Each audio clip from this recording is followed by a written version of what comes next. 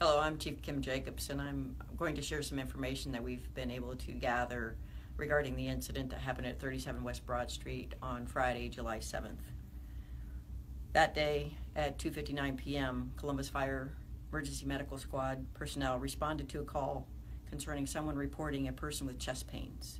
The call originated from the 11th floor, Suite 1170 of the building at 37 West Broad Street. Engine 9 and Medic 1 arrived at 3:02 p.m.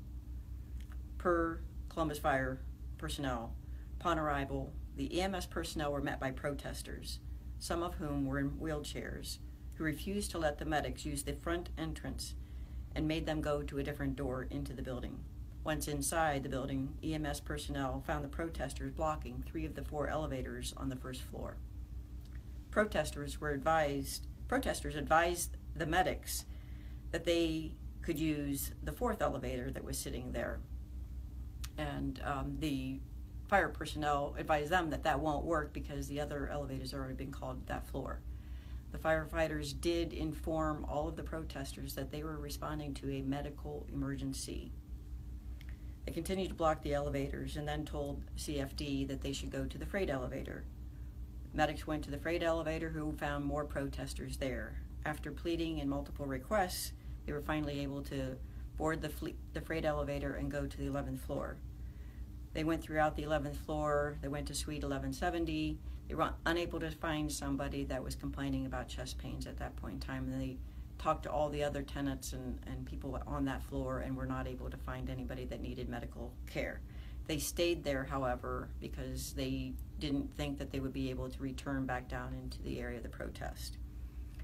So at about the same time that they encountered the protesters in the lobby, fire personnel called CPD personnel, Columbus Police personnel, and asked them to help them to use the elevators as they were supposed to be used.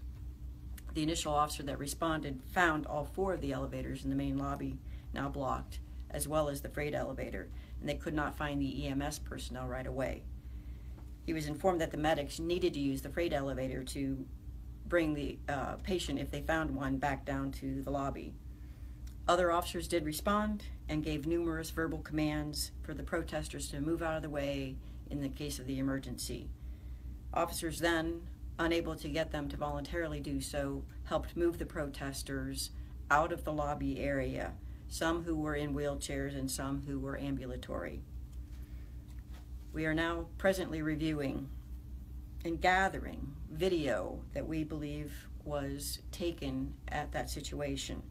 We know that some of that video seemed to indicate that a protester went from her wheelchair to the floor. We're trying to determine how that occurred. Officers at the scene all were aware of the fact that the protesters were using cell phones to record the entire situation. They were also aware that there are surveillance cameras in the lobby. They were also aware that our officers, a number of them, had body-worn cameras on them that were recording at the time. We've obtained some records, but we would ask anybody that has more video of that particular situation to please send it to us. Today in the newspaper, Columbus Dispatch, they interviewed the protester who ended up being on the floor, the female, and when asked whether or not she believed that she was pushed out of the wheelchair, she said she didn't know.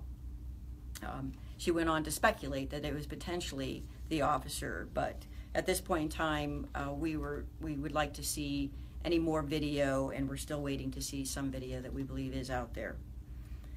But we do know that there was another video taken of one protester that was being pulled backwards by an officer with the wheelchair, and that protester threw themselves down onto the floor and then scooted around a little bit, acting as if they were being flung or dumped out of the wheelchair by that particular officer.